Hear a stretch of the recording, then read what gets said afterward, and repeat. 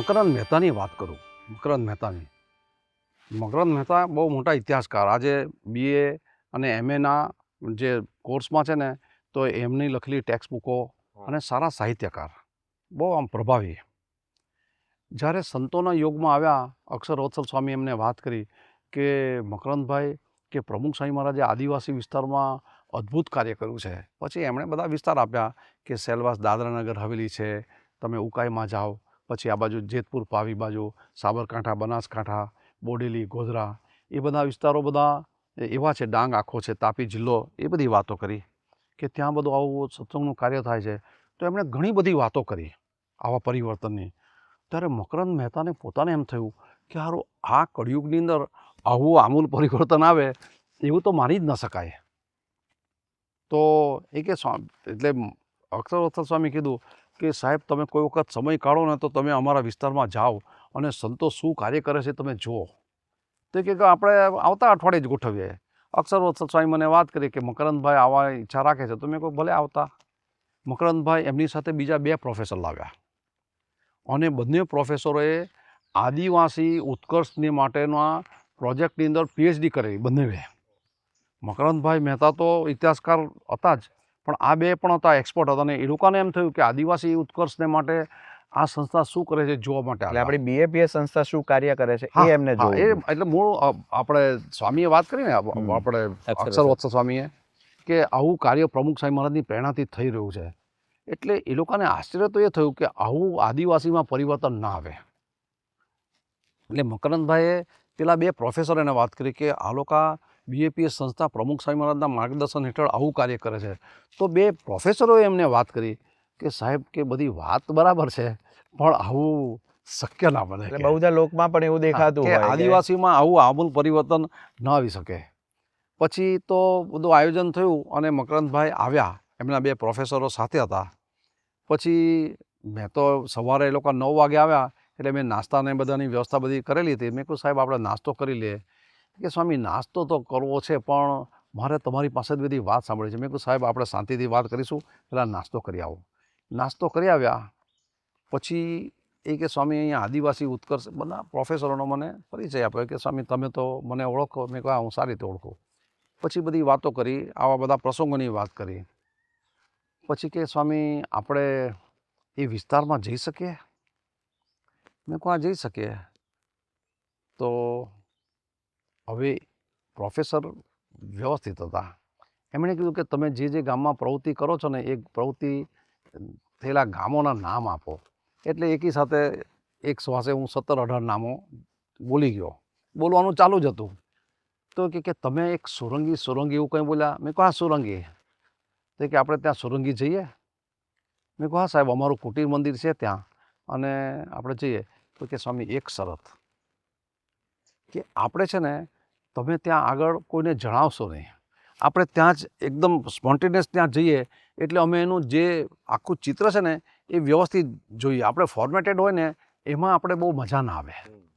ને મકરંદભાઈ કીધું કે આ તો બંને સંશોધકો છે એટલે એ લોકોને ઓરિજિનલ જીવન જોવાની મજા આવશે. મેં કહું હા, કંઈ વાંધો નહીં. પછી મેં કહું આપણે જમી લઈએ. જમીને પછી અમે નીકળ્યા. તો રસ્તામાં બધે હું આમ પરિચય આપતો ગયો કે આ ગામમાં આવી રીતના સત્સંગ છે, આ ગામમાં અહીંયા ઇન્ડસ્ટ્રીયલ એસ્ટેટ છે, આમ તેમ કરતાં અમે ત્યાં લગભગ 2:30-3 વાગે બપોરે ત્યાં પહોંચ્યા. તો બધાને ખબર કે સંતોની ગાડી આવે એટલે ગામમાંથી પસાર થાય એટલે બધું આમ આખું ટોળું ભેગા થઈ જ જાય. એટલે સહેજે એમાં થયું શું, 30-40 છોકરાઓને છોકરીઓને બધા આમ આવ્યા. પછી મકરંદભાઈ કીધું કે સ્વામી, કે આ કુટીર મંદિરમાં અમે અહીંયા બેસીએ કે. એટલે કંઈ ખુરશી બુરશી તો કંઈ હતું નહીં. તો પેલી સાદડી હતી, તાળપત્રી, એ તાળપત્રી પાથરી. અને પછી મકરંદભાઈ કીધું કે તમે છે ને, તમારા માતા પિતા અને ભાઈઓ, નાના છોકરા છોકરી બધા ભેગા કરી લાવો છો. અને પછી મકરંદભાઈ કીધું કે સ્વામી, હવે તમે અહીંયા તમે રહેતા નહીં. અમે અડધો-પોણો કલાક મન ચાહે એ રીતના અમે અહીંયા આ લોકોની સાથે વાત કરવાના છે. એટલે બાજુમાં નદી હતી એટલે હું ને એક બીજા મારી સાથે સંત હતા, અમે ત્યાં નદી કિનારે બેઠા. મકરંદભાઈ બધાને કીધું તો એટલે બધા આવી ગયા. તો લગભગ 100-150 જેટલો સમુદાય ભેગો થઈ ગયો. એમાં નાના છોકરાઓ હોય, મહિલાઓ હતા, વડીલો હતા, કિશોર કિશોરીઓ, બધા ઘણા બધા હતા. એ બધા ભેગા થયા. પછી મકરંદભાઈએ બધી વાતો કરી. એ લોકોને વધારે રસ આદિવાસી જીવન કેવું હોય એને માટે બધી વાતો કરી. એટલે આ બધા આપણા યુવકો યુવતીઓએ બધાએ બધી વાત કરી કે અમે આવી રીતના સત્સંગ કરીએ, આમ કરીએ, એમ કરીએ. બધા લોકગીતો ગવડાવ્યા. હે પછી તમે અહીંયા કંઈ ભરત કામ કરો કે ગૃહોદ્યોગ કરો કે એ બધી ઘણું બધું પૂછ્યું. લગભગ 1.5-2 કલાક સુધી એમણે આવી રીતના બધી ચર્ચા કરી ને બહુ આનંદ થયો. પછી મકરંદભાઈ કે આ સૂર્ય આથમવાની તૈયારીઓમાં આવી ગયો ને અમારે જવું છે ને તમારી સાથે સત્સંગ કરવો છે, પણ હવે બીજી વખત આવીશું ત્યારે કરીશું. અમને બોલાવ્યા. પછી અમે બધાને વિદાય લીધી અને નીકળ્યા. પછી મકરંદભાઈના સાથે જે પેલા ભાઈ હતા પેલા પ્રોફેસર, એ કે સાહેબ આ લોકોના ઘર આપણે જોઈ શકીએ? તો મકરંદભાઈ કે આપણે ઘર જઈ શકીએ? મેં કહું હા સાહેબ, આ મેં કહું સામે દેખાય ને એ અમારા સત્સંગીનું ઘર છે. તો કે ચાલો આપણે ત્યાં જઈએ. તો સત્સંગીના ઘરની અંદર ઝૂંપડા જેવું જ હતું, કે એવું આમ કંઈ પેલું હતું નહીં, મધ્યમ વર્ગીય છે બિચારા. તો વાંસ લટકાવેલો, એની અંદર બધા કપડાં વ્યવસ્થિત રીતે ગોઠવેલા. પછી એક નાનું અમથું મંદિર હતું, એની અંદર બધાની પૂજા આપણે જે હોય ને એ પૂજાની પોટલીઓ બધી રાખેલી હતી, આમ સ્ટેક કરેલી હતી.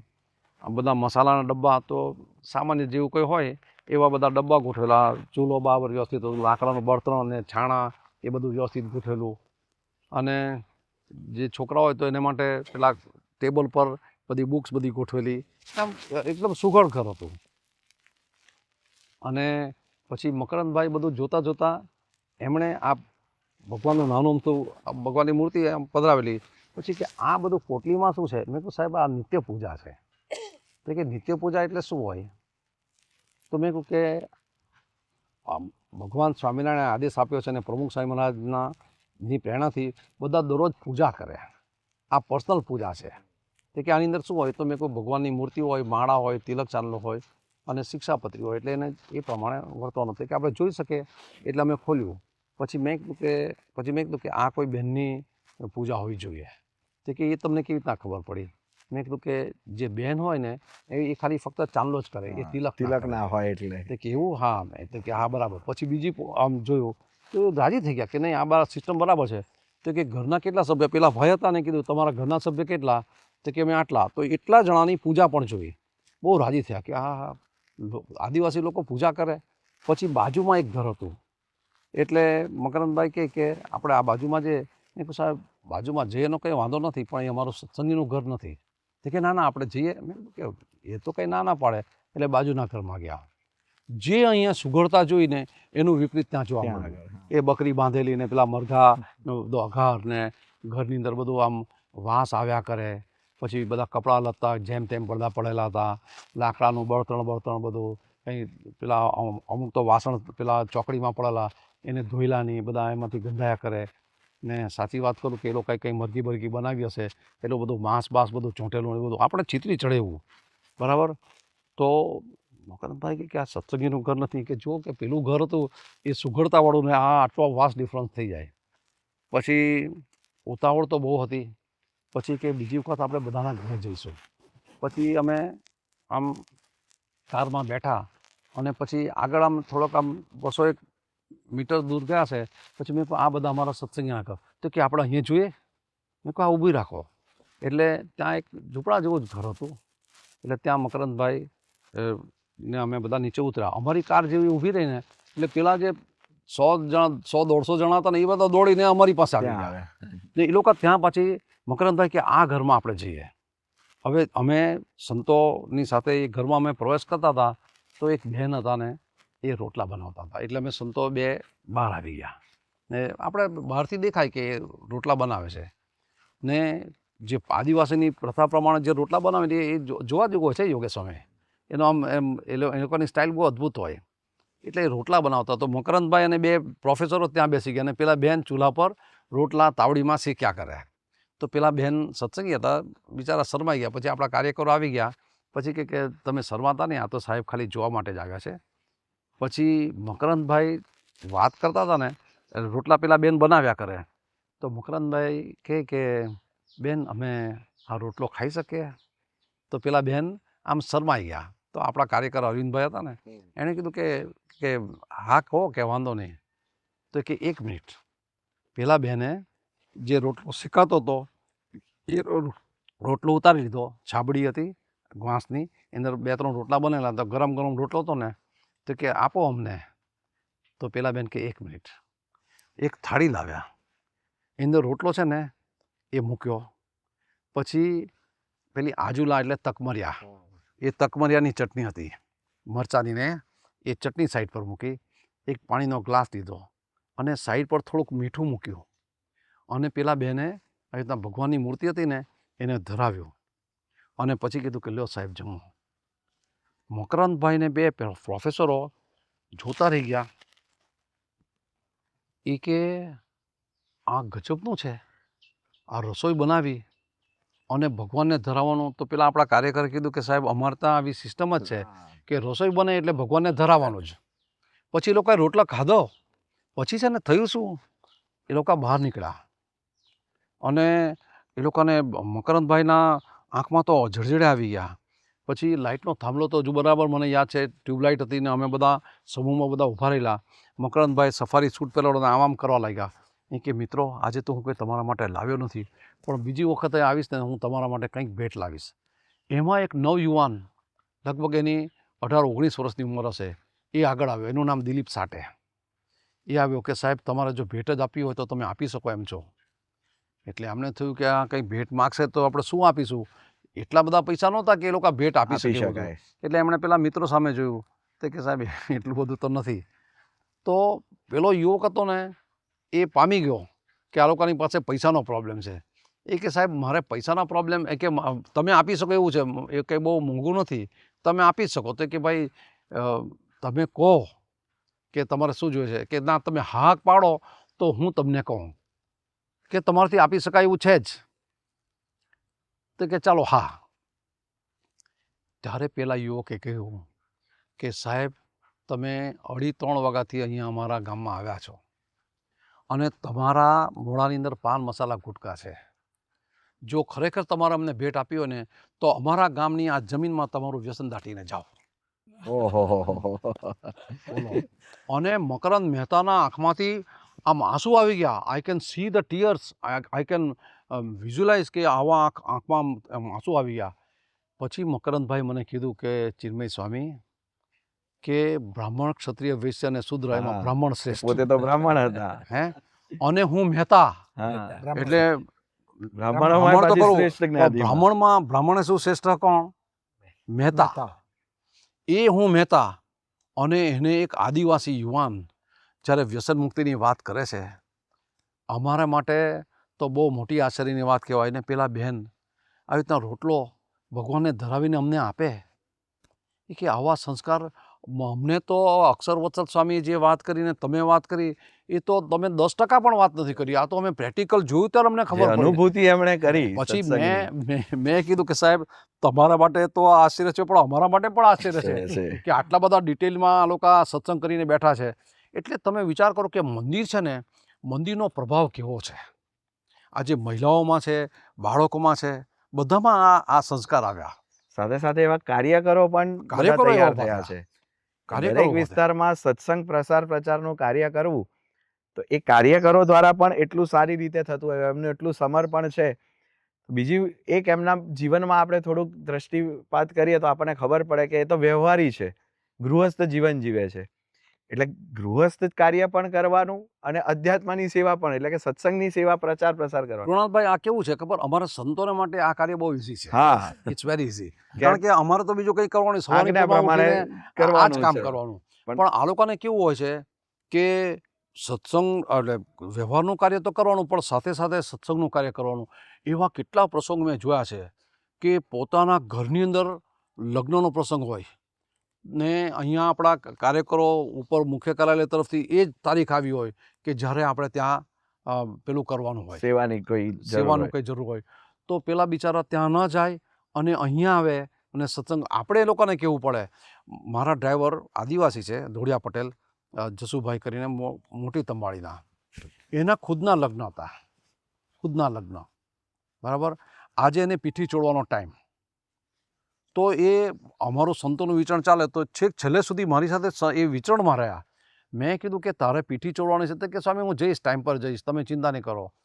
મેં એને 3 સાડા 3 વાગે ધક્કો મારીને મેં કીધું તું જા શું, અને એ બિચારો ત્યાં ગયો, બરાબર, અને ત્યાં ગયો ને સીધો નાહીને એને પીઠી છોડી દીધી. લગ્ન થઈ ગયા, જાન આવી અને તરત છોકરો બિચારો દોડતો દોડતો મંદિર આવ્યો કે સ્વામી તમારા વિચરણનું શું થશે. આ વિચાર એના મનમાં એ વખતે એને પોતાના લગ્નના આપણે પ્રસંગમાં કંઈ એને કીધું નથી, પણ એને આવો વિચાર આવ્યો. એટલે પોતાના લગ્ન પ્રસંગો કે ઘરના પ્રસંગો એમાં પણ નહીં. અને બીજી વસ્તુ તો શું છે, આ લગ્નની વાત નીકળી એટલે હું વાત કરું કે લગ્ન પ્રસંગમાં કેવી પરિસ્થિતિ થાય કે બધા વ્યવહારમાં તો જવું જ પડે, તો ત્યાં કાંદા લસણ વગેરે બધું હોય, બરાબર. એટલે તો એ બિચારો ખાઈ ન શકે. આપણા એક કાર્યકર છે, એના ખુદના ભાઈના લગ્ન. હવે એમના પરિવારમાં આવો સત્સંગ દ્રઢ નથી, એટલે કાંદા લસણ એ બધું ખાય, ગાળિયા ચાળિયા વગરનું બધું વપરાય. દરરોજ સવારની પરમાં એ લગ્નની અંદર ત્યાં સેવા કરવા જાય, પણ જમે નહીં. કોઈને ખબર ના પડે કે આ ખાતા નથી. 3 દિવસ લગ્નનો સમારંભ ચાલ્યો, 3 દિવસ સવારથી સાંજ જાય ત્યાં ખાધું નથી. કેમ કે કાંદા લસણ હોય છે, આ આપણો નિયમ છે. આ વિસ્તારમાં એવું છે, માંસ તો ખાવાનું ખરું, પણ જેને સત્સંગ થયો એ સત્સંગ થયા પછી ઘરમાં તો લસણ ડુંગળી તો નહીં જ, પણ કોઈના ઘરે મહેમાન થઈને જાય તો પણ એના ઘરનું પાણી પણ નહીં પીવાનું. એવા અમારા 2-3 હરિભક્ત ગીતેશભાઈ છે, અનમેરિડ છે, 40 વર્ષ ઉંમર છે, એણે નક્કી કર્યું છે કે મારે મેરેજ નથી કરવા. તો 2 જ હરિભક્ત એવા છે કે જેના ઘરે પાણી પીવા એવું હોય એના ઘરે જ પાણી પીવે, સભા કરવા જાય પણ કોઈના ઘરે પાણી પીવે નહીં. એવા અહીંયા પણ એવું જ છે, અહીંયા પણ એવું જ છે કે જે સત્સંગી બંધુ થઈ ગયા, મહિલાઓમાં ખાસ વિશેષ, અને હરિભક્તોમાં પણ બહાર કોઈ જગ્યા પર ખાવાનું નહીં.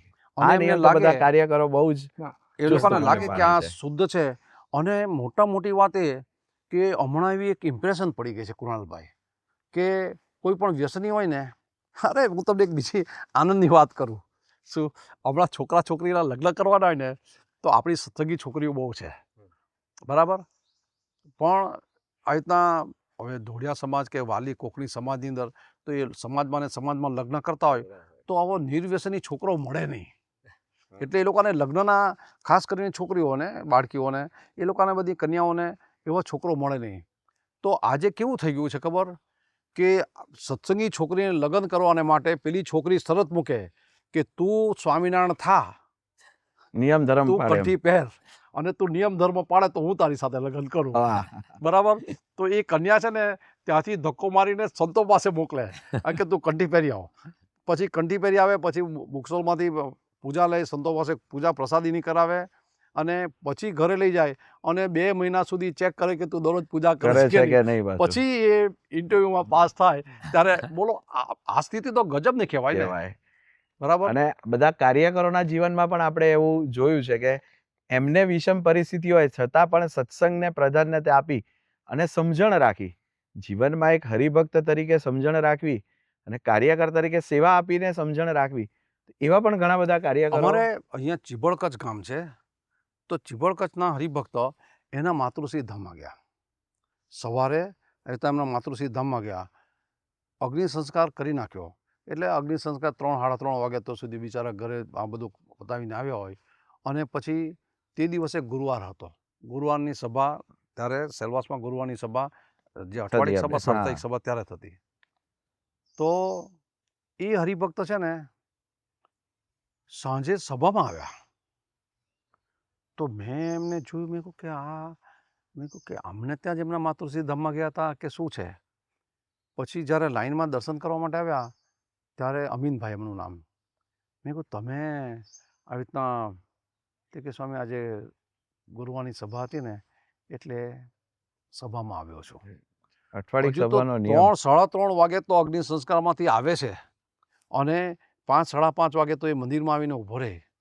એ ગજબ. આજે તમને કહો, ત્યાગ સ્વામીનો એવો પ્રસંગ બન્યો, ત્યાગ વલ્લભ સ્વામી એટલાદરામાં કોઠારી તરીકે મુકાણા, પછી પોતે બોડેલી, ગોધરા એટલે પંચમહાલમાં પણ જતા, કારણ કે જેમ ચરોતરમાં જતા એમ એ વખતે ત્યાં પણ જતા. તો એક ગામમાં ગયેલા એટલે પછી સભા હતી જેમ આપણે વાત કરીએ એમ. તો ત્યાગ વલ્લભ સ્વામી કથા વાર્તા કરતા હતા, એમાં એક હરિભગત આવા સફેદ કપડાં પહેરીને જ બેઠા હતા, અને પછી ઉપર કંકુ ને એવું છાંટેલું હતું, ગુલાલ છાંટેલું હતું. પછી બધા વ્યક્તિગત દર્શનમાં આવ્યા એટલે ત્યાગ વલ્લભ સ્વામી ઓળખે એટલે પૂછ્યું શું કંઈ ચૂંટણીમાં જઈને આવ્યા એમ, કારણ કે ચૂંટણી પછી માહોલ હોય ને, એક માહોલ હોય એમ, ગુલાલ ઉડાડ્યો હોય, ચૂંટણી હોય માહોલ. બરાબર છે. તો તો એને કીધું ના સ્વામી. તો ત્યાગોલ સ્વામી કેમ? તો ગુલાલ છાંટ્યો. એ કે મારા ધર્મપત્ની ધામમાં ગયા છે અને એનું સબ ઘરે જ છે, હજી બધા સગાવાલા આવવાના હતા અને ખબર પડી કે આપ આવ્યા છો ને આજ અમારા વિસ્તારની સભા છે, અઠવાડિક સભા, તો મને તું સભા ભરી આવું એમ. એટલે સભા ભરવા આવ્યો. હવે સભા ભરી અહીંથી વિષમ જઈશ પરિસ્થિતિમાં અને વિચાર સગાવાલા આવશે ને પછી હવે અમે અગ્નિ સંસ્કારનું કાર્ય કરશું. તો આદિવાસીની મહારાજના અંદર વખતમાં જે પ્રસંગો જે સાંભળ્યા પ્રસંગો એવા. બનેલા. એક પ્રસંગ તો એવો પણ બનેલો કે તે દિવસે જ આવી રીતના સત્સંગ સભા હતી, આદિવાસીઓની વાત કરું છું.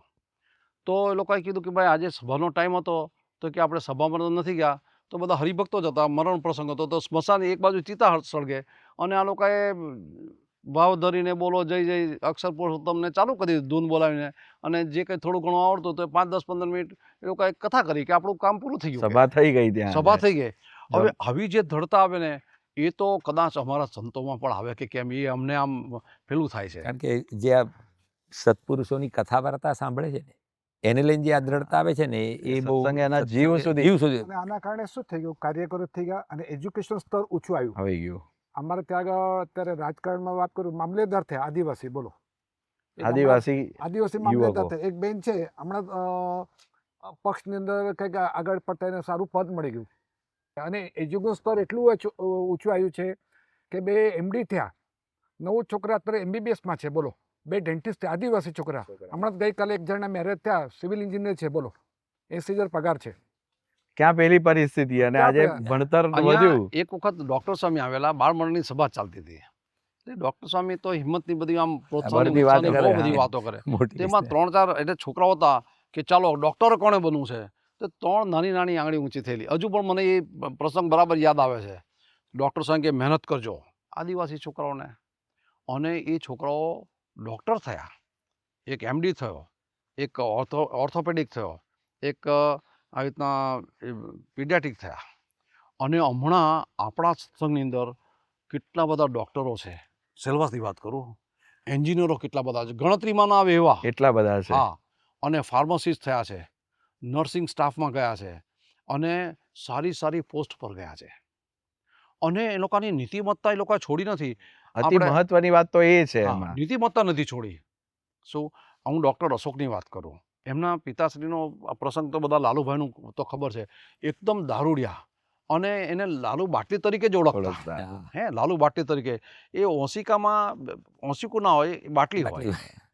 કુશાલભાઈ સામરવણીના એ કોઈ દિવસ એનો પગાર, એ મામલતદાર ઓફિસમાં પટાવાળા હતા, પણ એનો પગાર કોઈ દિવસ એના ઘરે ગયો નહીં હોય. કારણ કે લેણિયા આવીને ઊભા જ રહેવા કે ખુશાલ પૈસા આપ, પૈસા આપ. તો જે કંઈ 200-300 રૂપિયા એ દિવસોમાં જે પગાર થતો તો એ 200 રૂપિયા પૂરા થઈ જાય, અને જે કંઈ 10 રૂપિયા બાકી એને પીને ઘરે જાય, વચ્ચે સૂઈ પૂરું જાય. થઈ જાય. પછી એમના પત્ની એને સૂતા આવે, એને ખબર જ હોય કે આ રૂટમાં જશે, કારણ કે અહીંથી દારૂ મળે ને અહીંથી પીને નીકળ્યા છે, તો આ જગ્યા પર પડ્યા છે, તો રસ્તામાં પડેલા હોય ને ત્યાંથી એને પકડીને ઘરે લઈ જવા પડતા. આ ખુશાલભાઈની વાત કરું. આ લાલુભાઈ તો એક વખત એમના પત્ની પાસેથી પૈસા માગ્યા, તો પૈસા કે તું આખો દાડો દારૂ પી કરે ને પૈસા તો છે નહીં, છરી લઈને મારવા માટે તૈયાર થઈ ગયા. તો એની પત્નીએ કીધું કે મારી નાખો ભાઈ, બીજું શું થાય, કે હવે કંઈ નથી, તો ધ્રુજી ગયા. હવે તે દિવસે એના સદભાગ્ય કહેવાય, પ્રમુખ સાંઈ મહારાજ સેલવાસ મંદિરની અંદર પ્રતિષ્ઠા કરી, અને સભા હતી પ્રતિષ્ઠાની. બધા દર્શન કરીને એમ જતા હતા. સ્વામીએ એના અમે જોયું કે પેલો દારૂડી ઊભો છે, તો કે ભાઈ આવો. તો એ ભાઈ આમ ડરે, તો કોઈએ કીધું કે જાને કે દર્શન કરે, લાલુ બાટલી. એટલે એની કંઈ કિંમત નહીં, ગાંડા જોવો. એટલે આમ આવ્યા. પ્રમુખ સ્વામી મહારાજને કંઠી પહેરાવી, આશીર્વાદ આપ્યા. એ લાલુભાઈ સત્સંગી બન્યા નહીં, કાર્યકર બન્યા. હા, કાર્યકર બન્યા એટલું જ નહીં, પણ એમનો જે દીકરો છે અશોક, ડૉક્ટર અશોક, હમણાં એ બહુ મોટી હોસ્પિટલ છે એમની. હે, સેલવાસની અંદર એમણે હોસ્પિટલ. હા, હોસ્પિટલ બનાવી.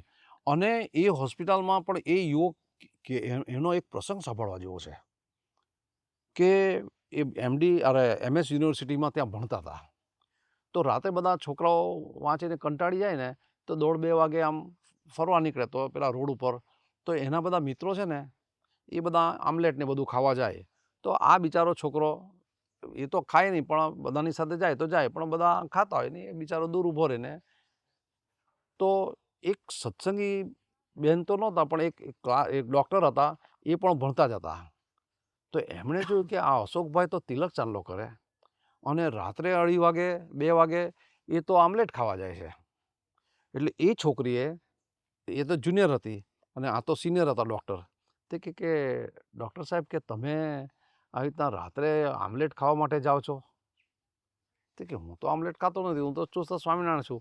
એ કે તમે ચુસ્ત સ્વામિનારાયણ છો એટલે જ હું તમને કહું છું કે તમે રાત્રે તો મેં આવી રીતના ગઈકાલે આવી રીતના અમે બધા અમારી બહેનપણી બધી જતી હતી ને તો ત્યાં તો તમે 2:30 વાગે આમલેટની લાઈનમાં બધા છોકરાઓ સાથે. તે કે હું લાઈનમાં નહોતો ભાઈ, હું તો સાઈડ પર હતો, મેં ખાધું નથી. અશોકભાઈને ખબર પડી કે હું ખાલી ત્યાં કંપનીમાં ઊભો રહ્યો અને મેં ખાધું નથી તોય મારું નામ આવી ગયું. ત્યારથી એમણે નિયમ લીધો કે હું હવે તમારે જવું હોય તો જાઓ, હું મારા રૂમમાં બેસીને વાંચીને સૂઈ જઈશ, પણ હું ત્યાં નહીં જાઉં. આટલી બધી દ્રઢતા કે ખાલી એક આવો આક્ષેપ પણ સ્વીકારવા માટે તૈયાર નથી કે હું ચુસ્ત સ્વામિનારાયણ છું તો મારે એ રીતે રહેવાનું. આ સમજણ સત્સંગથી એમને આવી. સુભાષભાઈને એક વખત વીંટી મળી, આમ ચાંદીની વીંટી, સામરવાણીના. એમનો દીકરો પ્રસાદ એન્જિનિયર છે, બહુ સારા એન્જિનિયર છે અને અગ્રેસર છે અત્યારે તો હા, પાછા. અગ્રેસર છે. અને બીજું છે કે SIR આપણે જે ધોલેરા છે ને એની સ્કીમમાં એણે ઘણી બધી ડિઝાઇનો કરી છે. આટલા એક્સપર્ટ છે. એના પિતાશ્રી સુભાષભાઈ, એને એક વખત ચાંદીની રિંગ મળી, વીંટી. તો બિચારાએ જોયું કે અહીંયા કોઈ માણસ એનું કોઈ આવે કોઈ આવ્યું નહીં. છેલ્લે એ બિચારો વીંટી લઈને મંદિરમાં આવ્યો કે સ્વામી આ વીંટી મળી છે, હવે શું કરું?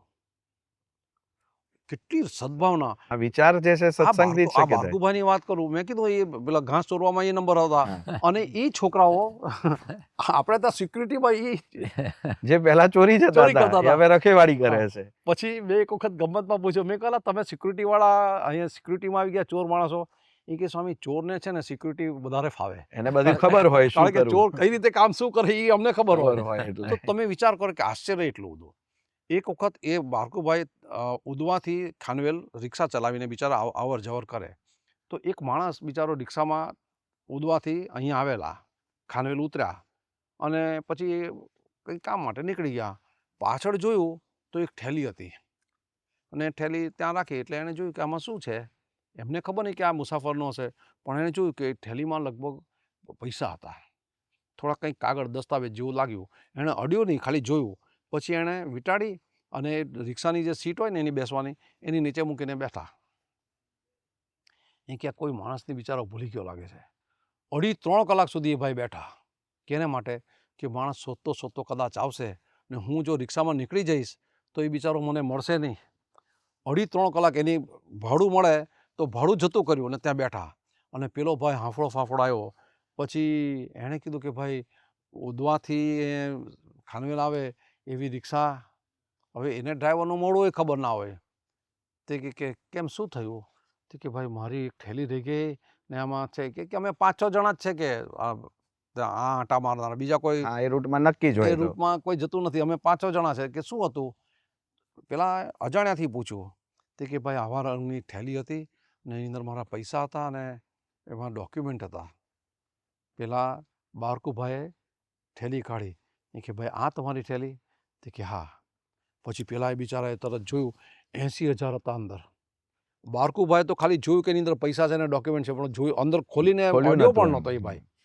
પછી જોયા તો 80,000 રૂપિયા એમને એમ બધા ડોક્યુમેન્ટ દસ્તાવેજ હતા બિચારાના, બધા એમને એમ. આ વિચાર આવો જોઈએ. અને મૂળ વાત તો પછી આશ્ચર્યની વાત તો એ હતી કે પેલાએ બક્ષિસમાં એને 500 રૂપિયા કાઢીને કીધું કે લે ભાઈ 500. શું કે અમારા ગુરુ પ્રમુખ સાંઈ મહારાજે સ્વામિનારાયણનો ચાંદલો કરેલો, અમારાથી આના લેવાય તો મારી સેવા છે, અમારી સેવા છે. પેલા ભાઈના આંખમાં આંસુ આવી ગયા કે શું તમે આદિવાસી લોકો?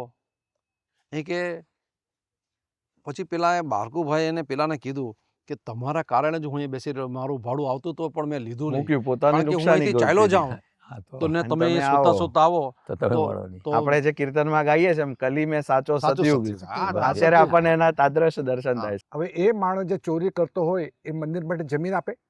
આ તો કોઈ કાર્ય શક્ય જ નથી. અમારા જેટલા બધા મંદિરો થયા ગામડામાં, બધા આદિવાસી ભાઈનો જમીન છે. એ ગામડાની અંદર અમે ગયા, ગામનું નામ છે ગોળચી. પ્રકાશભાઈ બહુ દારૂ પીતા હતા, 24 કલાક દારૂ પીધા કરે. ઘર જોશો તો આ ઘર તો બંગલો કહેવાય. હવે ઘર એવું હતું, ઝૂંપડું હતું, ઘરમાં ઉદય લાગેલી, ઊભું રહેવા માટે જગ્યા નહીં. બોલો, આપણે પેલી જ પધરામણી કરી, વાત કરી, દારૂ છોડો, એ દારૂ છોડો. અને આટલું જે અત્યારે મંદિર બનાવ્યું છે આટલી જ જગ્યા છે. અને એમાં ડુંગળી વાવેલી. મેં કીધું પ્રકાશભાઈ મંદિર માટે જગ્યા આપો ને. એ કે સ્વામી આપી દીધી. એક જ ધડાકે. જે માણસ દારૂ પીતો હોય 24 કલાક, જે માણસ લેવાનું શીખ્યા હોય આપવાનું આપવાનું તો એના સ્વભાવમાં ના હોય. અને જમીન તો એને દીકરા સમાન હોય. આપે જ નહીં. સોનાનો તો હૃદયનો ટુકડો કહેવાય. નાનકડી જમીન પણ તેમ છતાં એને સત્સંગ થયો, દારૂ છોડ, એક જ ધડાકે એને જમીન મંદિર માટે આપી દીધી. અને આજની તારીખમાં એ જ મંદિરના માણસ પૂજારી છે. પ્રકાશભાઈ નામ છે, ગામનું નામ છે ગોળચી. કેવો વિચાર એમ. હા, આપણે અહીંયા એક યુવા કાર્યકર છે, જ્યારે કોરોનાની વેવ આવી તો એમના પિતાજીને ઘરમાં કોરોના થયો. પછી થોડા દિવસ પછી થોડો એમને થયો, અને એના લઈને એમના ધર્મપત્ની ને એના દીકરા, ઘરમાં 4 સભ્યને કોરોના થયો. એટલે ઘરમાં વાતાવરણ બધું થોડુંક દુઃખદ ને એમ ટેન્શન વાળું હતું. એટલે એમના ધર્મપત્નીએ મોહન સ્વામી મહારાજને પત્ર લખ્યો કે સ્વામી, મારા એમના ધણી એટલે એમના જે પતિ દેવ હતા એ પણ કાર્યકર, એ બેન પોતે કાર્યકર, ને એમનો દીકરો એ કાર્યકર, ત્રણે ઘરમાં કાર્યકર. તો કે મારા પતિને આવી રીતે કોરોના થયો છે, મારા દીકરાને પણ તાવ આવે એટલે આવું થયું છે. પછી એમના ધર્મપત્ની એટલે કે મારા વહુ, પુત્રવધુ, એને થયો છે, ને પૌત્ર, આ બધાને કોરોના થયો છે. તો સ્વામી આપ આશીર્વાદ આપો કે બધું સારું થઈ જાય. એટલે 2-3 દિવસ પછી બાપાનો પત્ર આવ્યો કે આપના દીકરાને કોરોના થયો છે તો સારું થઈ જશે. એમના ધર્મપત્નીને દીકરાને કોરોના થયો છે, એમને સારું થઈ જશે. પણ એમના પતિને કોરોના થયો છે, એમનું નામ ન આવ્યું. એટલે બાપાએ જે પત્ર આવ્યો એને આ બધાએ વાંચ્યો. એ બધા ત્યારે જ મનમાં વિચાર, સમજણ કેવી દ્રઢ કરી લીધી કે એમનું નામ નથી આવ્યું એટલે કદાચ બાપા એમને ધામમાં લઈ જશે. હવે આ વિચાર એ વખતે જ્યારે ગુજરતો હોય પોતાના પર, અને આવો પત્ર પોતે વાંચો, એ બેન હરિભક્તે વાંચ્યો ને પછી એમના દીકરાને વંચાવ્યો. તો એ પણ એ વખતે ક્વોરન્ટાઇન હતા. અને એના 2-3 દિવસ પછી એમના પિતાજીનો, એમને, એ તો હોસ્પિટલમાં હતા ત્યારે, એમની સારવાર ચાલુ હતી, ત્યાંથી ફોન આવ્યો કે તું મારા ઘરમાં, તું મોટો દીકરો છે, તો મને હવે એવું લાગે છે કે બાપા મને 2-3 દિવસમાં ધામમાં લઈ જશે. ડૉક્ટર એમ કહે છે કે રિકવરી થશે, અને એમણે એવું કીધું કે મને હવે ધામમાં લઈ જશે. તો સત્પુરુષે જે લખ્યું હતું એ પત્રમાં, એ વખતે તેવો વિચાર, નહીં તો આપણે સામે એવો પ્રશ્ન પાછો પૂછીએ કે ભૂલમાં તમે રહી ગયા છો કે શું? આમનું મારા પતિના પણ મેં તો આશીર્વાદ માંગ્યા છે, તો એ લખ્યા નથી. પણ પત્રનો જવાબ આવ્યો, એના આધારે કાર્યકરને એના પરિવારે એવું સમજણ રાખી, અને પછી તો એ હરિભક્તે, એ કાર્યકરે એમના દીકરાને વાત કરી કે હવે તું બધી જવાબદારી સાચવજે. અને 2-3 દિવસમાં એ ધામમાં ગયા. તો એમના ઘરની અંદર કોઈને એનું દુઃખ ન થયું કે બાપાની ઈચ્છા, મહારાજની ઈચ્છા છે એ સ્વામીએ લખ્યું છે, તો આપણે બધા એની અંદર સ્થિર મતિ રાખવી. બધાએ ઉત્સવમાં એને પરિવર્તિત કરી આ નાખ્યો. તમે જે કોરોનાની વાત કરી ને, તો મને આ પ્રસંગ મારી પાસે લખેલો હતો, એ મને યાદ આવ્યો. આપણે પાતળિયા ફળિયા છે સેલવાસની અંદર, ત્યાં આપણા હરિભક્ત રહે છે, એનું નામ છે ઈશ્વરભાઈ. ઈશ્વરભાઈ, હવે એમને પણ આવી રીતના કોરોના થયેલો, બરાબર. એમનો દીકરો છે વિજય, અને એક બીજો, એ લોકો મંડપ સર્વિસનું બધું કામ કરે છે. કોરોના થયો, ઘરે જ હતા, ક્વોરન્ટાઇન થયેલા, પણ થોડું વધતું ગયું એટલે છોકરાઓને થયું કે આપણે હોસ્પિટલમાં લઈ જઈએ. આમ તો ટ્રીટમેન્ટ ચાલતી હતી, અને કંઈ બહુ આમ રિકવરી જેવું જ હતું, પણ થોડુંક આમ તેમ શ્વાસમાં થોડી તકલીફ હતી, તો કે આપણે જઈ આવીએ. તો એમણે જે લખ્યું છે એ હું તમને કહું કે આ 21/4/21નો પ્રસંગ છે. રામનવમીનો દિવસ હતો. સવારે 10 વાગે આ વિજયભાઈ લખે છે, જે ઈશ્વરભાઈનો દીકરો, સવારે 10 વાગે મારી બહેનને પૂછ્યું, પપ્પા નાહવું છે? પપ્પાએ ના પાડી, મારે સાંજે નાહવું છે. એમ વાત કરી. એમને ખબર હતી કે ધામમાં જવાનું છે, એટલે કે હમણાં મારે નાહવું નથી, હું સાંજે નાહીશ, બરાબર. એટલે સાંજે નાહવું છે એમ કહ્યું. 10 વાગે અમે કપડાં પહેરાવ્યા, ત્યારે પપ્પાએ પૂછ્યું ક્યાં જવાનું છે? મને કપડાં પહેરાવે તો ક્યાં લઈ જવાના? ત્યારે મેં કહ્યું કે દવાખાને લઈ જવાના છે. પપ્પાએ દવાખાનામાં જવાની ચોખ્ખી ના પાડી, મારે દવાખાને જવું નથી. છતાં પણ અમે એમને દવાખાને લઈ ગયા. સમય 1:30 વાગ્યો હતો. સેલવાસમાં સાઈનાથ હોસ્પિટલ છે, એની બાજુમાં અમે ગાડી ઊભી રાખી, અને અમે આ વિજય, એમનો દીકરો, અને એ ત્યાં પૂછવા માટે પૂછતાછ કરવા ગયા કે ભાઈ અમારી પાસે પેશન્ટ છે. ત્યારે પપ્પાએ એની દીકરી એટલે વિજયની બેન, એને પૂછ્યું કે આ બધા ગયા ક્યાં? એટલે વિજય કીધું કે તો બાજુમાં જ ગયા છે, અને હમણાં એ લોકો આવશે. ત્યારે એ ઈશ્વરભાઈ શું કીધું ખબર? આ જે કાર છે એના દરવાજા કેમ બંધ રાખ્યા? ખોલો ખોલો, દરવાજા ખોલો. એટલે આ બધી વાતચીત ચાલે ત્યાં તો કે અમે ત્યાં પહોંચી ગયા, અને ત્યારે ઈશ્વરભાઈ એવી વાત કરી કે આ દરવાજા કેમ બંધ રાખ્યા છે? એ કે ભગવાન સ્વામિનારાયણ મને લેવા માટે આવ્યા છે, મને પ્રમુખ સ્વામી મહારાજ, મહંત સ્વામી મહારાજ મને લેવા માટે આવ્યા છે, દરવાજા ખોલો, હું જાઉં છું. અને બધાને જયસણ કર્યા. અને કે જો આ મહારાજ આવ્યા, આ મહંત સ્વામી મહારાજ આવ્યા, પ્રમુખ સ્વામી મહારાજ આવ્યા, જય સ્વામિનારાયણ, છેલ્લો શબ્દ. અને ધામમાં ગયા. અને એમણે કીધું કે હું નાહવાનો છું સાંજે, સવારે કીધું તો ને સાંજે નાહવાના. આવી પરિસ્થિતિને આટલી બધી સમજણ, હા, સમજણ. અને આટલું બધું જે નિષ્ઠા છે એ બરાબર છે, પણ આજે કડીમાં પણ આવી એક ભક્તિ છે. અમારે અરવિંદભાઈ શતાબ્દી મહોત્સવમાં નાના પોંડાના, એ મેં આપણે આગળ મને લાગે ત્યાં સુધી વાત કરી હતી. એ અરવિંદભાઈ ત્યાં શતાબ્દી મહોત્સવમાં સેવા કરવા ગયેલા. આર્થિક પરિસ્થિતિ એકદમ ખરાબ, પણ સેવામાં જબરજસ્ત. તો સેવા કરતાં કરતાં લગભગ 15-20 કે 25 દિવસ થયા છે. અને અરવિંદભાઈ કે મારે 4-5 દિવસ મારે ઘરે જવું પડશે. તો બધા કાઠિયાવાડી હરિભક્તોની સાથે સેવા કરતા હતા. તે કે કેમ જવું છે? તે કે મારે પૈસા ખૂટી ગયા છે ને ઘરવાળાના ફોન આવે છે કે પૈસા ખૂટી ગયા, તો 4-5 દાડા તમે આવી જાઓ ને સેન્ટિંગ ફિટિંગનું કામ કરી જાઓ, તો 700-800 રૂપિયાની મજૂરી મળે, તો 5 દિવસ કામ કરો તો 4-5 હજાર મળી જાય. એ કે ભગત તમારે જવાનું નથી. બધા કાર્યકર કે બધાએ પૈસા ભેગા કરી અને પૈસા ટ્રાન્સફર કર્યા, 5000 રૂપિયા. એ કે ભગત પાછા આપવાના નથી. આત્મીય હતા પેલા, તો આ દિવસ જ બિચારા. થોડા દિવસ નીકળ્યા, 1-1.5 મહિનો, કારણ કે તો 6-8 મહિના માટે સેવામાં ગયેલા. તો પાછા ખૂટ્યા. તો કે આ વખતે તો હું જાઉં જ. તે કે ભગત અમે પાછા આપે પણ તમે જાઓ નહીં. છેક છેલ્લે સુધી સમયમાં સેવા કરી. શતાબ્દી પછી સારંગપુરમાં પણ મૂર્તિ પ્રતિષ્ઠા હતી, સ્મૃતિ મંદિરમાં. ત્યાંથી પણ એ બિચારા આવ્યા, બીમાર હતા. પછી એમણે એમના પત્નીને, એમના દીકરાને બોલાવ્યો. જો નિષ્ઠાની વાત છે, નિષ્ઠા, અને આટલી બધી સત્સંગની દ્રઢતા છે, પણ ભગવાન અને સંત કેવી સહાય કરે છે સ્વામી, આપણે સાંભળીએ ત્યારે આપણે એમ થાય કે આ લોકોની સ્થિતિ કેવી છે. તો એ સહાયની અંદર એમણે એમના દીકરાને બોલાવ્યા કે સાંભળો, મારે તમને એક વાત કરવી છે કે હવે મારો દેહ છે ને પડી છે, હવે હું આ બહુ લાંબો ટકી શકું એમ નથી, પણ આ ભગવાન સ્વામિનારાયણ, આ પ્રમુખ સ્વામી મહારાજ, આ મહંત સ્વામી મહારાજ, આપણા ગુરુ, એને તમે છોડતા નહીં.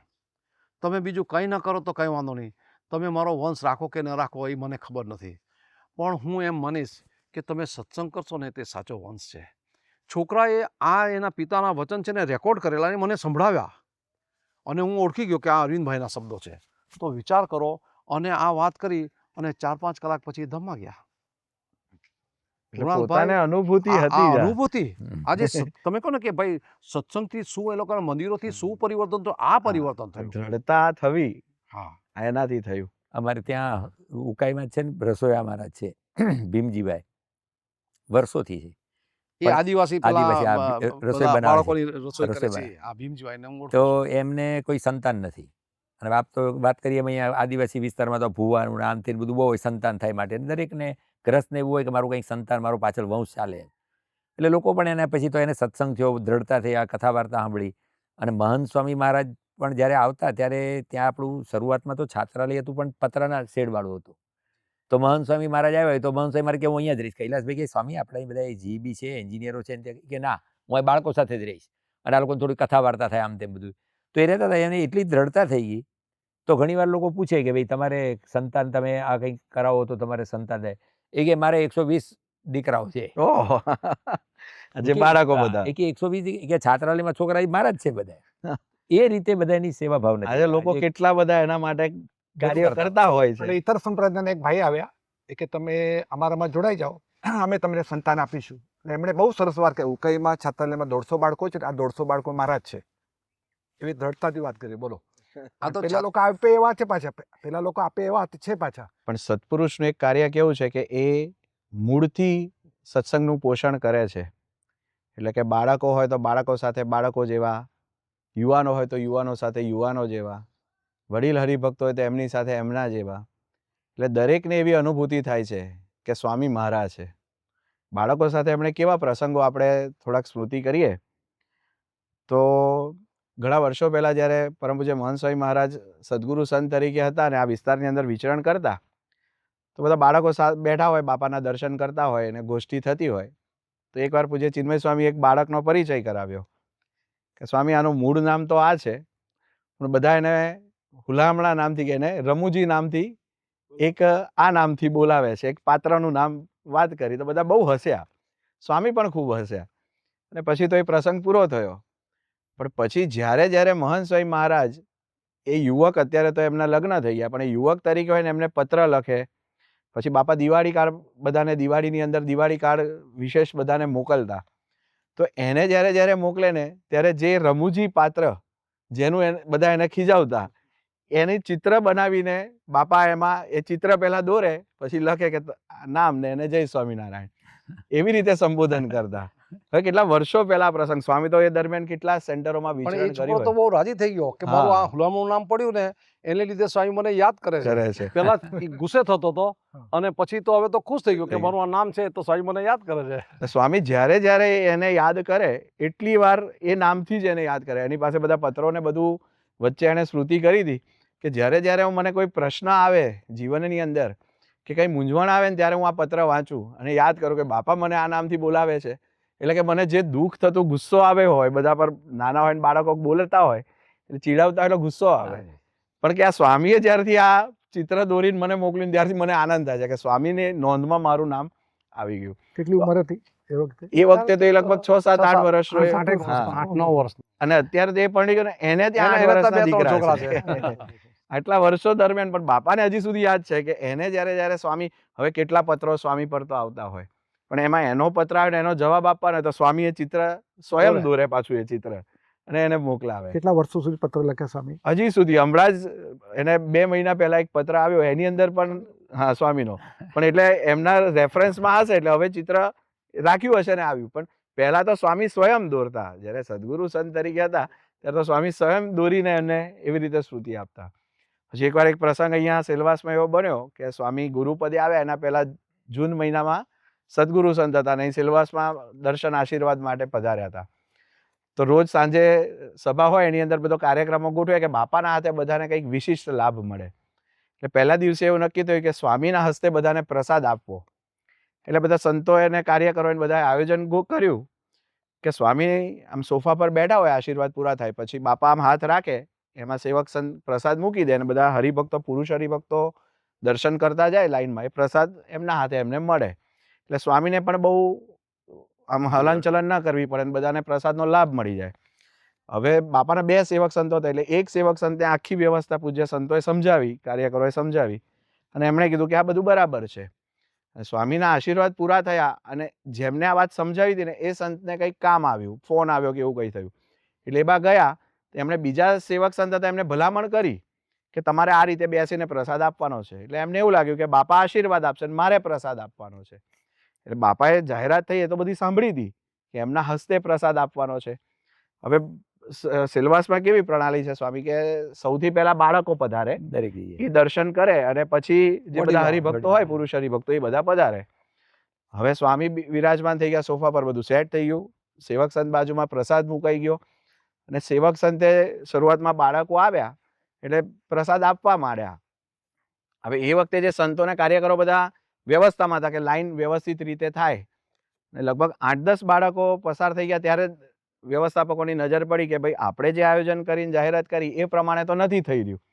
એટલે આવીને સેવક સંતને વાત કરી એટલે પછી સેવક સંત બાપાના હાથમાં મૂકવા લાગ્યા અને પછી તો લગભગ 500-700 પુરુષ હરિભક્તોને પ્રસાદ અપાયો. પણ સ્વામીના મનમાં, એમના મુખ ઉપર આપણને અણગમો જેવો અમને થોડોક દેખાયો. સ્વામી ત્યારે તો કંઈ બોલ્યા નહીં, પણ સભામાંથી વિદાય થતા હતા, સ્ટેજથી નીચે ઉતર્યા અને એકદમ અણગમો કરતા બોલ્યા, બાપા કે આ પેલા 10-15 બાળકો રહી ગયા કે. પછી આમ એ વખતે તો કોઈને ખ્યાલ જ ના આવ્યો કે શું વાત કરે છે. પાછા સ્વામી બીજી વાર બોલ્યા, સ્વામી કે પેલા બાળકોને પ્રસાદ અપાયો નહીં કે એમને જ જતા રહ્યા.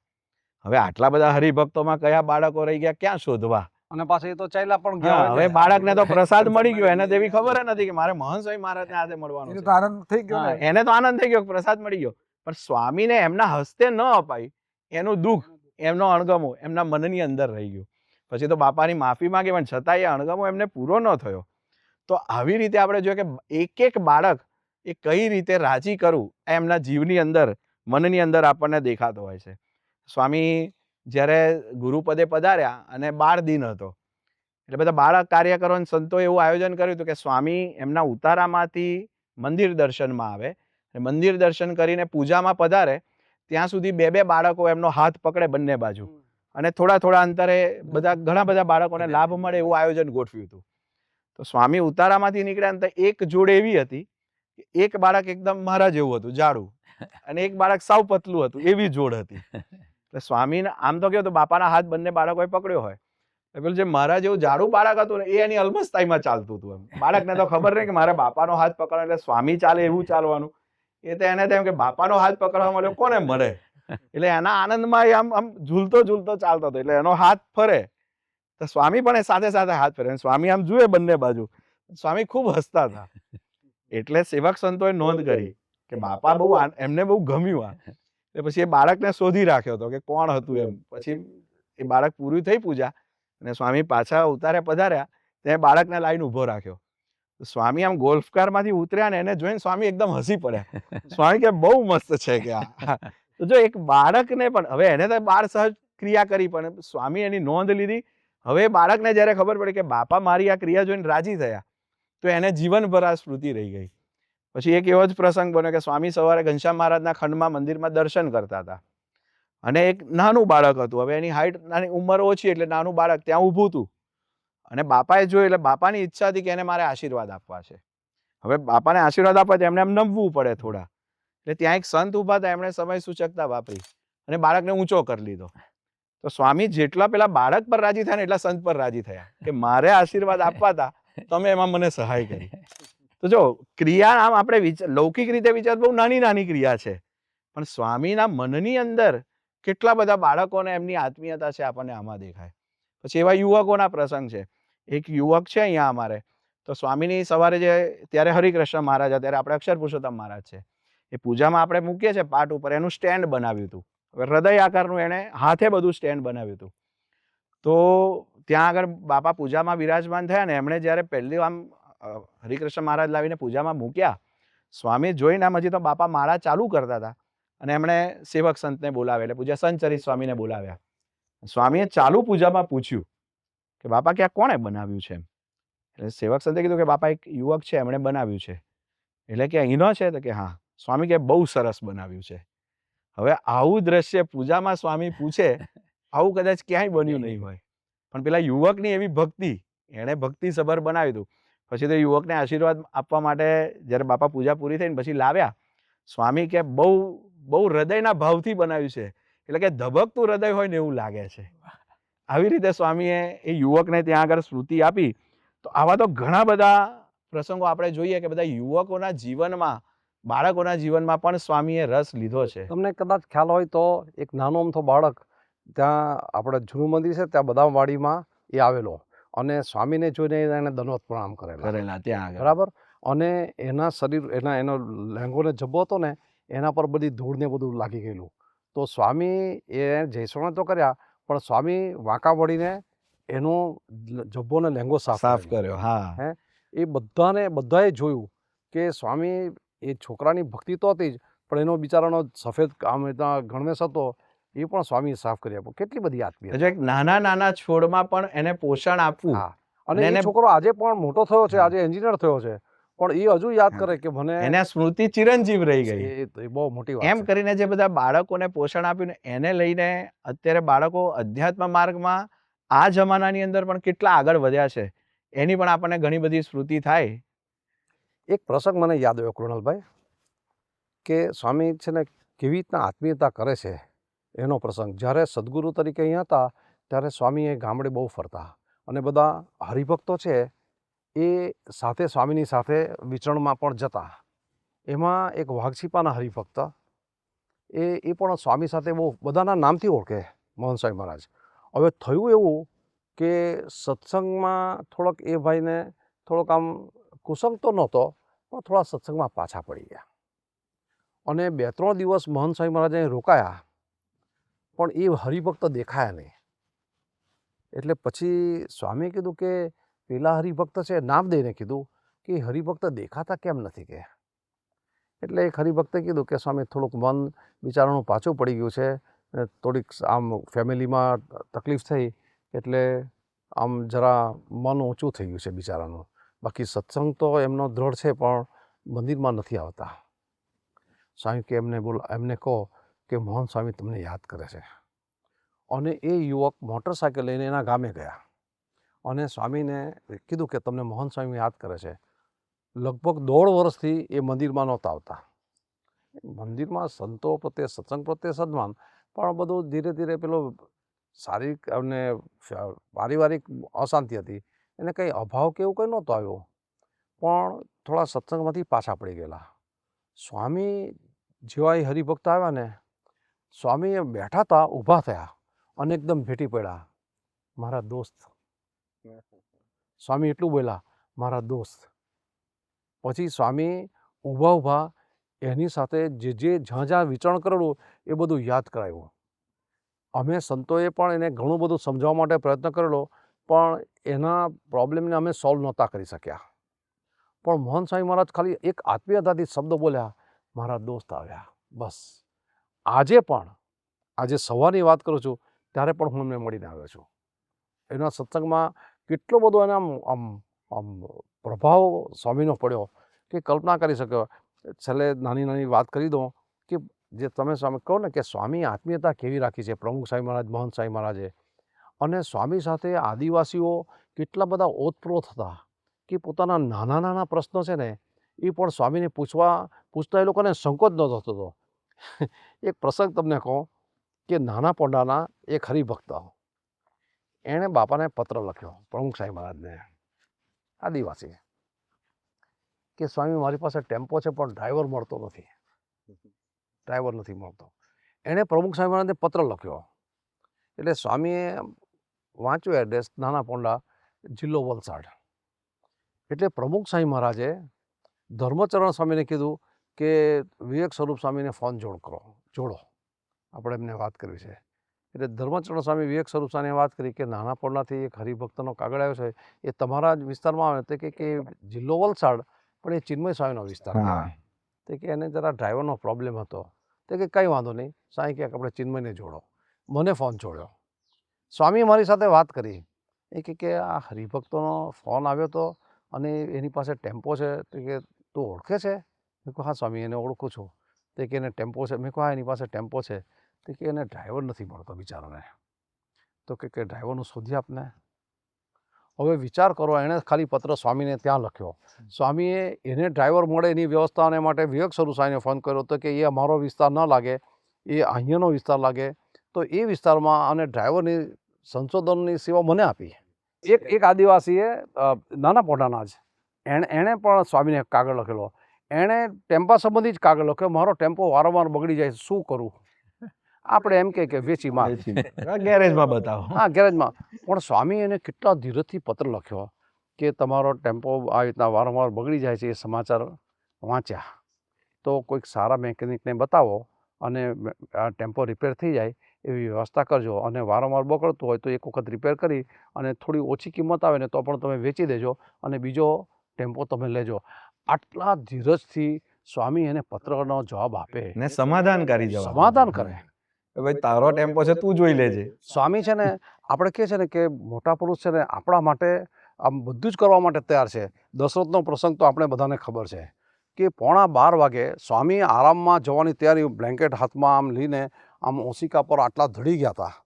અને આનંદ મૂર્તિ સ્વામી મને કીધું કે પેલો દશરથ મળવા માટે, દશરથને હું સારી રીતે ઓળખું, એ પેલો કારકુન જેવો હતો. કારકુન એટલે વોટર ઓપરેટર, બરાબર, અને લકવાગ્રસ્ત હતો. હવે 11:15 વાગે સ્વામીના દર્શન કરવા માટે આવ્યો. એટલે મને કહ્યું કે દશરથ. એટલે મેં આનંદ સ્વામીને કહી દીધું, આનંદ મૂર્તિ સ્વામીને, કાલે. સ્વામી સૂતા એટલે સુવાની આમ તૈયારીમાં હતા ને, આમ બ્લેન્કેટ હાથમાં હતું ને, એને કહ્યું કોણ કાલે? મેં કહ્યું એ તો એક દશરથ કરીને છે, અપંગ છે. મેં કીધું કાલે દર્શન કરાવશું. સ્વામી સૂઈ ગયા છે, મેં એવું બોલ્યો હતો.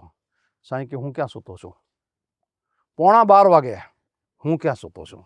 બોલાવ. હવે આ બધી વાર્તાલાપ કરે તો પેલા દશરથ તો બિચારો ઉતરીને ક્યાંય સેટ થઈ ગયો છે. તો સ્વામી કે તું એને બોલાવ. તે 5-7 મિનિટ તો એને શોધવામાં થયું કે ભાઈ ક્યાં ગયા. એને બોલાવ્યા અને પછી સ્વામીએ એની સાથે વાતચીત કરી, એ કેમ મોડા પડ્યા. પછી હું બધું થઈ ગયું, પછી સ્વામી એને આશીર્વાદ પણ આપીને બધું થઈ ગયું. પછી હું બોલ્યો, મેં કહ્યું દશરથ, મેં કહ્યું બાપાના દર્શન કરવા ને તો મેં કહ્યું 11:15 વાગે નવાય વહેલા, હું બાપાને તકલીફ પડે ને. એ કે જો પાછો તું એને ખખડાવે છે કે? મેં કીધું સ્વામી ખખડાવતો નથી, એ બીજી વખત ભૂલ ન કરે એના માટે. એ કે દર્શન થઈ ગયા ને મને તકલીફ નથી, એને તકલીફ નથી, તને આની તકલીફ થાય છે. પછી સ્વામી મને કીધું એ કે જમ્યા પડની હોય એને જમાડજે, એને ગોદલું ગાદલું આપજે. પછી બધું થઈ ગયું. સવારની પરમાં પૂજા થઈ ગઈ ને બધા દર્શન લાઈનમાં આવતા હતા તો હું બાજુમાં જ બેઠો હતો. અને પેલો દશરથ બિચારો એ આવી રીતના લંગડાતો બિચારો ત્યાં આવ્યો. સ્વામી એને કીધું કે ભાઈ ઊંઘ આવી હતી ને? સ્વામી પૂછ્યું કે તને ઊંઘ આવી હતી ને? પછી કે નાસ્તો કર્યો? શું આટલી ખેવના તો કોણ કરે? આટલું બોલ્યા પછી સ્વામીએ મારી સામે જોયું. એટલે સ્વામી એ સૂચવતા હતા કે આદિવાસી છે એટલે એની અવગણના નહીં કરવી જોઈએ. આપણે બધાને સમાન રીતે જોવું જોઈએ. અને કાલે રાત્રે પ્રસંગ બન્યો છે ને સવારની પરમાં જ્યારે લાઈન પર આવે છે લાઈનમાં, અને સેલવાસનું મંદિર બન્યું છે ને, બહુ હકીકત વાત છે કે સેલવાસની જે ભૌગોલિક સ્થિતિ જોતા અને જે આર્થિક સ્થિતિ જોતા એ દિવસોમાં સેલવાસમાં શિખરબદ્ધ મંદિર બને એવી કોઈ શક્યતા જ નહીં. અને આપણી કમિટી દ્વારા પણ એવું નક્કી કરેલું કે આરસીસીનું મંદિર બનાવો. આટલે સુધીની વ્યવસ્થા બધા નક્કી થઈ ગયું, ફાઇનલ પણ થઈ ગયું. હું એકદમ હતાશ થઈ ગયો હતો કે શિખરબદ્ધ મંદિર બનાવો. મારો નહીં, પ્રમુખ સાંઈ મહારાજનો હતો. અને સ્વામીએ એટલું બધું આમ યોગક્ષેમ વહામ્યમ એમ કે ને, તો એવું કાર્ય કર્યું. અને એ આદિવાસીઓએ પોતાના પ્રાણ રેડ્યા. મંદિરની વાત કરીએ ને, પ્રાણ રેડ્યા. અને તમે નહીં માનો 5 થી 7 કરોડ રૂપિયા તો એ લોકોએ મજૂરી કરી છે. દેશ શ્રમદાન બધું. હા, શ્રમદાન. અને 3-4 વર્ષ સુધી મંદિર ચાલ્યું તો દરરોજ 75 થી 100ની એવરેજમાં હરિભક્તો પોતાના ગામેથી બિચારા આવે. અને ત્યારે તો આપણી પાસે એવી કંઈ પરિસ્થિતિ નહીં, તો પાણી એ ખાલી આપણે પીવડાવી શકીએ, બાકી ચણા મમરાની પણ વ્યવસ્થા થઈ શકી નહોતી. તો એ સ્વામીની જે આત્મીયતા છે ને એનો રંગ જુદો છે. આ તમે જો ને, તમે વાત કરો ને આપણે પેલા દવાખાનાનું બધું, શિક્ષણનું, દવાખાનાનું, એની પણ કાર્ય બહુ અદ્ભુત ગજબનું કર્યું છે. કાર્ય. સ્વામી સોનગઢમાં આવેલા ને તો ત્યાં એક ભાવિક બેન હતા, એક કન્યા આશ્રમ શાળા હતી.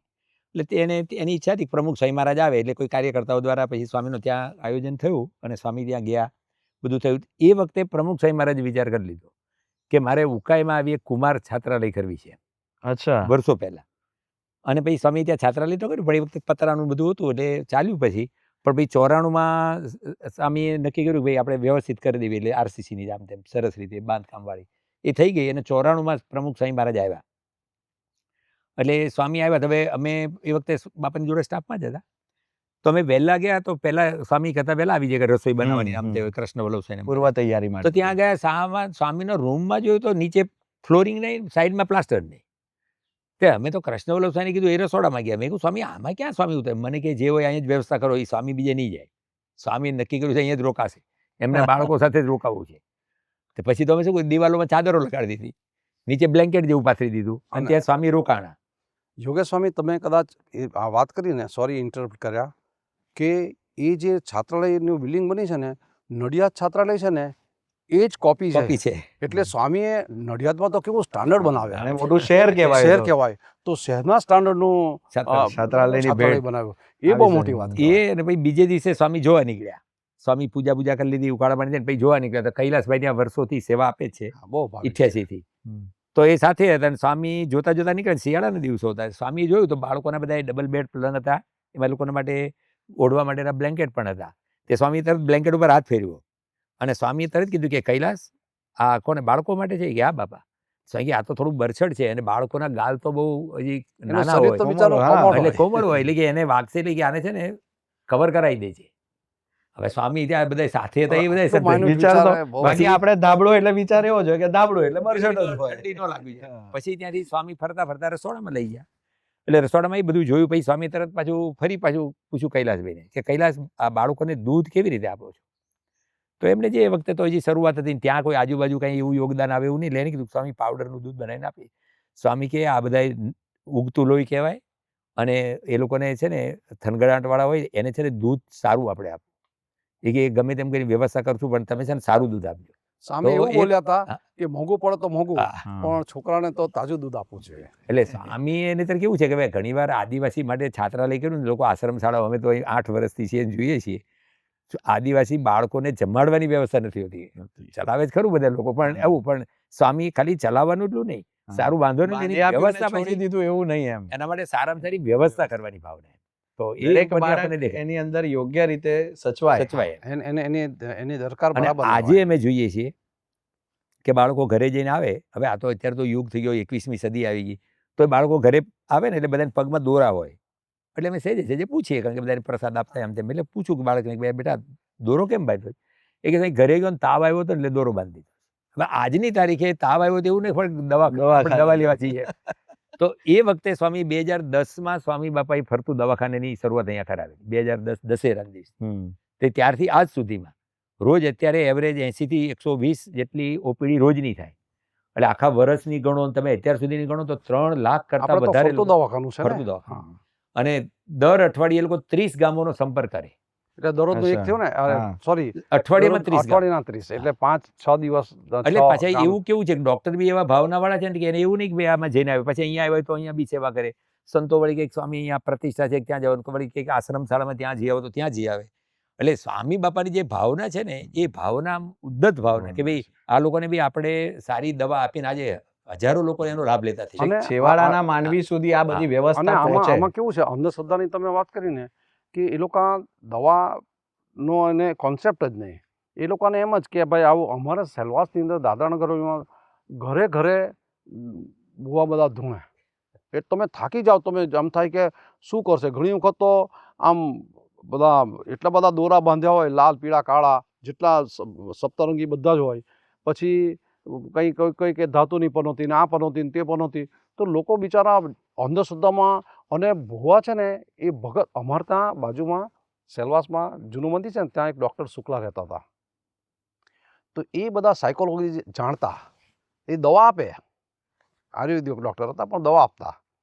પછી દવા આપે ને પછી શું કે તે ઝાપટિયું કરાવ્યું, એટલે કે ત્યાં ભુવા પાસે ગયો તો કે નથી ગયો, તો કે એક વખત ઝાપટિયું કરાવી દેજે. અચ્છા. શું કામ ઝાપટિયું કરવાનું કે? કારણ કે પેલાના મનમાં માનસિક રીતે ઘૂસી ગયું હોય, Okay. તે ઝાપટિયું કરે તો જ સારું થાય. તો એવી દશા હતી. પણ આજે દાદરાનગર હવેલીમાં કે ઉકાઈ નહીં આપણે વાત કરીએ હમણાં કે એ અંધશ્રદ્ધા હવે નીકળી ગઈ છે. અને હવે તો શિક્ષણ પણ એટલું બધામાં વધ્યું. હા વધ્યું. આજે છાત્રાલય બનાવી.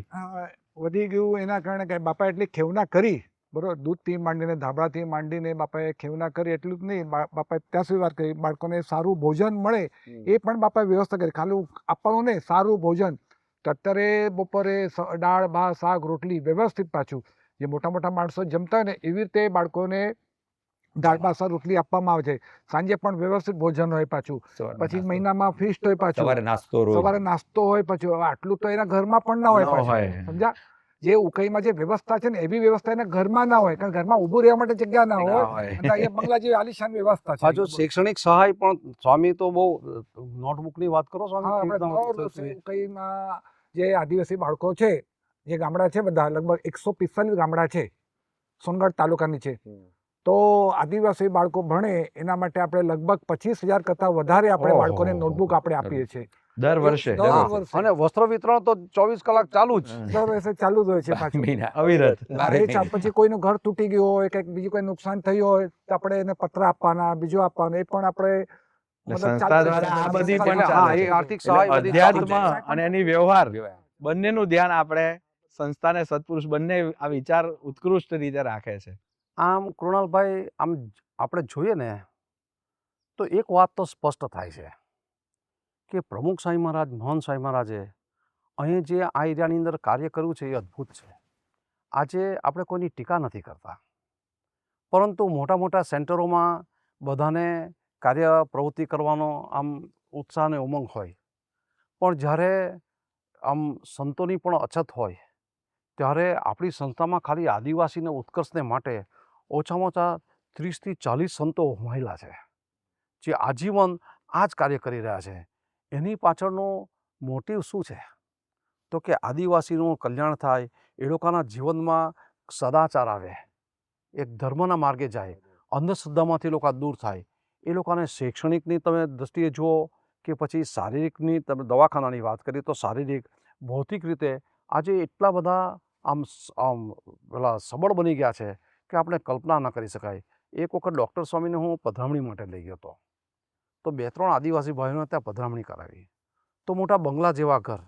ત્યારે ડૉક્ટર સ્વામી એવું બોલ્યા હતા કે આ સત્સંગનો પ્રભાવ કેવો. એ યુવકોએ વાત કરી કે સ્વામી અમારું ઘર આવું ઝૂંપડા જેવું હતું, અને એ લોકોએ ઝૂંપડાના જે ઘર હતા ને એના ફોટા બતાવે કે સ્વામી આ જગ્યા પર મારા ઘર આવા હતા.